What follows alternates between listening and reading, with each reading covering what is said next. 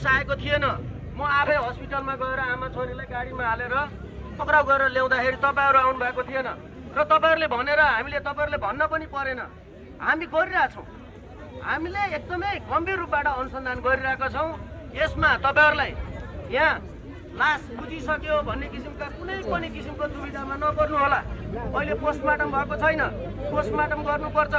मुद्दा चलाउनको लागि म्याथप भएको छ, म्याथप भइसकेपछि अब अनुसन्धान भइसकेपछि फेरि सरकारी वकिल मार्फत अदालतमा फाइल पेश गर्ने सम्मको अवस्थामा पोस्टमार्टम रिपोर्ट त मिसिलमा पनि राख्नुपर्छ नि।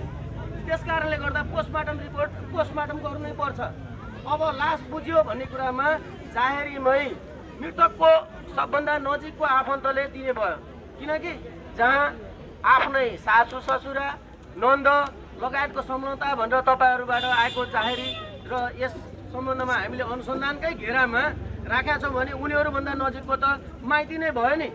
त्यस कारणले गर्दा नै आफन्त नजिकको माइती भइसकेपछि हकवाला त यस्तो कुरामा एक नम्बरमा राज्य हुन्छ। किन भन्नुहोस् न, आफैले जन्माएको आमाले पनि आफ्नो बच्चालाई मार्ने अधिकार त छैन।